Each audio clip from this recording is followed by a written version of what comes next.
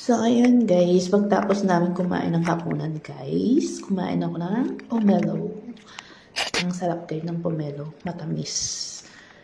So, ayun guys, kain tayo ng pomelo guys. Palibasa si Amo, hindi kumakain ng pomelo. So, marami pang pomelo na kailangang ubusin. Pero dahan-dahan lang kain. Dahan-dahan.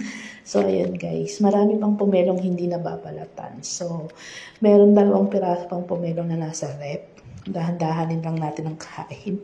At di naman pwedeng isang upuan eh, pwede nating ubusin yung isang buong pomelo. So, yan.